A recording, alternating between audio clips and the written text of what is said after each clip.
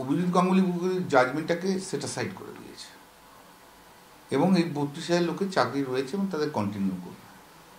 1 নম্বর reason বলেছে যে single bench যে বলেছিল করাপশন হয়েছে, সেখানে করাপশনের কোনো প্রমাণ এখানে দেখাতে পারেনি কেউ। 2 নম্বর হয়েছে যা যা প্রিডিং ছিল সেই প্রিডিংয়ের বাইরে চলে গেছে, যা প্রেয়ার ছিল তার বাইরে চলে গেছে।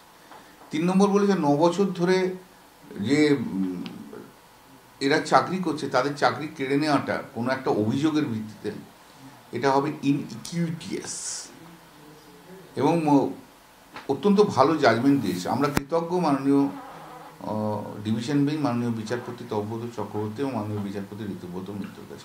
আমি বিচার ব্যবস্থায় বিচার যারা করবেন তারা সমস্ত কিছু রাজনীতির ঊর্ধ্বে উঠে, যার নিজস্ব বায়াসনেসের ঊর্ধ্বে উঠে তাদেরকে করতে হবে, নিজস্ব পারসেপশনের ঊর্ধ্বে উঠে তাদেরকে বিচার করতে হবে।